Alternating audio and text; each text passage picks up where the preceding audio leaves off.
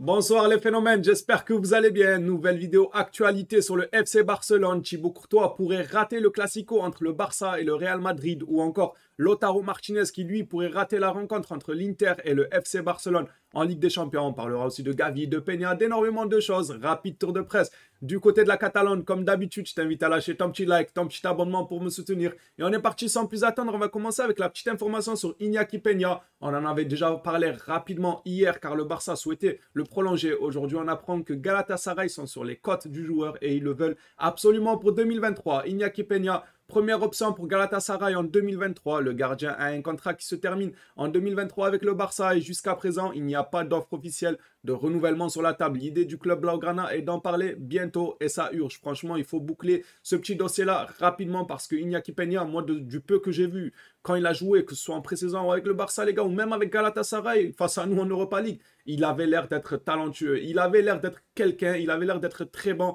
Donc j'aimerais qu'on le prolonge et qu'on lui laisse un peu sa chance lors des Coupes d'Espagne, Coupe du Roi, tout ça. J'aimerais voir Iñaki Peña avoir quelques minutes de temps de jeu. Alors Ligue des Champions et Liga, c'est naturellement Ter Stegen qui fait un bon début de saison, même très bon début de saison, qui sera titulaire, ça c'est sûr et certain. Mais dans les compétitions, on va dire un peu moindres, j'aimerais bien voir Peña avoir quelques minutes de temps de jeu. Et j'aimerais voir le Barça, comme ce communiqué nous l'indique, l'idée du club Blaugrana est d'en parler bientôt. J'aimerais que le Barça boucle ce dossier bientôt, car Galatasaray, il leur a laissé une bonne impression. S'ils le veulent absolument pour 2023, c'est qu'ils ont bien aimé le joueur. Et franchement, comment ne pas l'aimer quand on voit ce qu'il a fait face à nous, les gars. On n'aura pas les contre Galatasaray, il nous a empêché de marquer. Il ne voulait pas qu'on marque.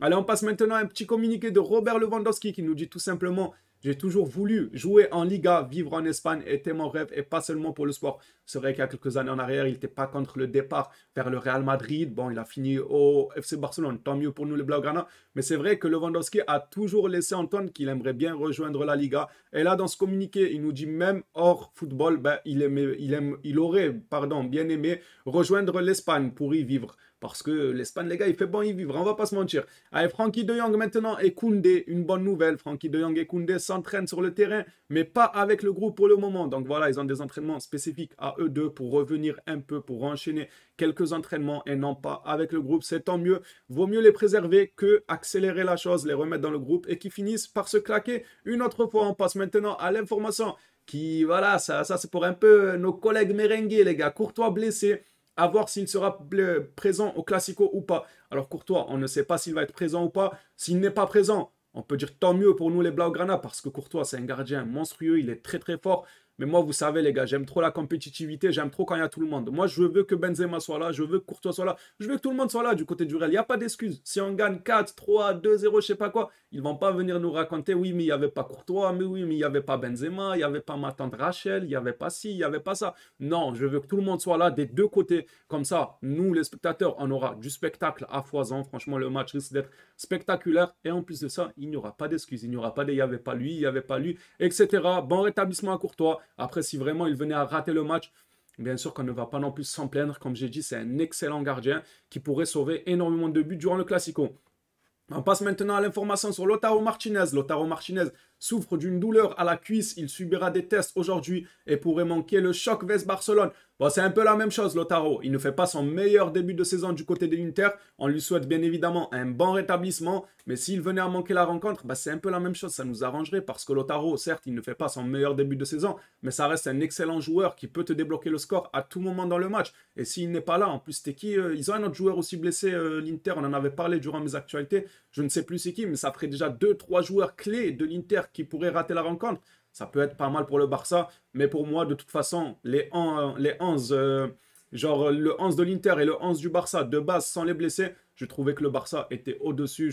J'étais assez confiant. Mais maintenant, avec les blessures, bah, je vais être encore un peu plus confiant. Si jamais ça se confirme et qu'il ne joue pas, on ne sait pas encore. Mais en tout cas, ce qui est sûr, c'est qu'il a des douleurs à la cuisse. Alors, on va passer maintenant à Gavi, qui lui aussi aurait apparemment quelques douleurs. Gavi a montré sa surprise de ne pas être remplacé dans la dernière ligne droite du match entre Mallorca-Barça et a été vu avec quelques gestes de douleur et d'étirement. Moi, ce que je vais à dire sur ce communiqué-là, c'est attention à Gavi. Franchement, attention à Gavi, car on a déjà eu une petite leçon avec Pedri. On l'a fait enchaîner énormément de matchs. Sélection Barça, sélection Barça, sélection Barça. Partout, il jouait tous les matchs. Il ne faut pas reproduire pareil avec Gavi. Surtout que Gavi, C'est différent comparé à Pedri. Pedri, quand il enchaînait les matchs, déjà, il est très bon, c'était un crack incroyable, il méritait de jouer autant de matchs, mais aussi on n'avait pas forcément de remplaçant pour le faire souffler. Tu le sortais, tu voulais faire rentrer qui? Ah, Ricky Puig, voilà quoi, on connaît, tu voulais faire rentrer qui à la place de Pedri? Or que là, Gavi, tu peux le faire souffler pendant plusieurs matchs. Tu as De Jong, tu as les Kessie, tu as beaucoup de joueurs qui peuvent être remplaçants et qui peuvent être très très bons aussi. Donc il ne faut pas hésiter à le laisser respirer car il est très jeune. Et si on commence à le cramer et qu'il commence à rentrer dans une routine de blessures qui l'affaiblisse encore, ça va pas être joli les gars pour la suite de sa carrière. Donc on espère qu'il sera un peu mis au repos. On va passer maintenant à un communiqué visant Frenkie de Jong. Est-ce que Xavi peut-être pourrait tenter un milieu à 4? Hâte de voir ça, ce que ça donne. Frenkie de Jong sera testé aujourd'hui. S'il réussit le test et que les sensations sont bonnes, le milieu de terrain à Milan changerait et on pourrait jouer avec 4 milieux de terrain. Donc apparemment pour le match de l'Inter, Xavi est en train de concocter une petite potion magique les gars pour jouer à 4 milieux si jamais Frenkie de Jong a le feu vert médical et qu'il peut jouer. Hâte de voir ce que ça donne. On ne juge pas avant, vous le savez, il faut d'abord voir ce que ça donne. Et ensuite, on pourra donner un avis sur la chose. Avant, on ne peut pas savoir si ça va être lourd ou si c'est nul ou si c'est bon. On ne peut pas savoir. Il faut d'abord voir et on verra. On en parlera durant le débrief contre l'Inter de Milan. Est-ce que ce milieu à 4, si jamais ça venait à se faire, est-ce qu'il a porté ses fruits ou au contraire, il a été dégueulasse? On en parlera, les gars. Pour finir cette actualité de la journée, on finit sur quelque chose. Moi, ce genre de sujet, ça m'énerve. Je vous jure, ce genre de sujet, moi, je sais pas, j'aime pas, j'ai horreur de ce genre de choses. Le FC Barcelone est peiné par les événements tragiques du stade Kanjuruhan en Indonésie et rejette tous les actes de violence sur et en dehors du terrain.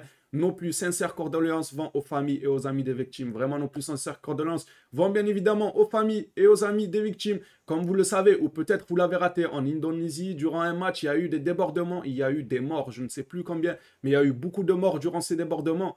Moi, ce genre de truc, les gars, rien que d'en parler, ça me met les frissons. Je sais pas, moi, je les qualifie d'animaux. Tu pars dans un stade de foot, il y a des familles, il y a des papas qui viennent avec leurs enfants, des mères de famille avec leurs enfants qui veulent faire plaisir, des personnes âgées, je sais pas, moi, des gens peut-être avec un handicap. Et toi, tu provoques, voilà, un débordement, des bagarres, des si. Pour moi, c'est un comportement d'animaux. Moi, j'ai horreur de ce genre de truc.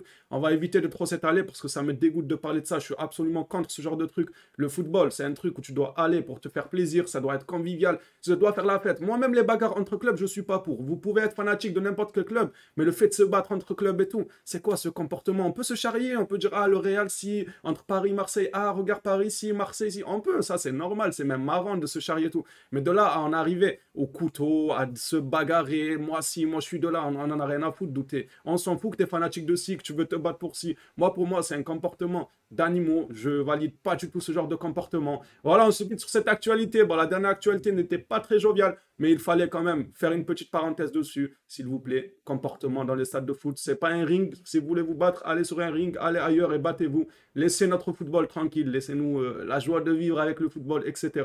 Voilà, cette actualité est terminée. Merci à toi si tu as suivi jusqu'ici. Encore un énorme merci à toi. Si tu n'as pas oublié le petit abonnement, le petit like, on se revoit à la prochaine vidéo sur le FC Barcelone. D'ici là, je vous dis, prenez soin de vous les phénomènes.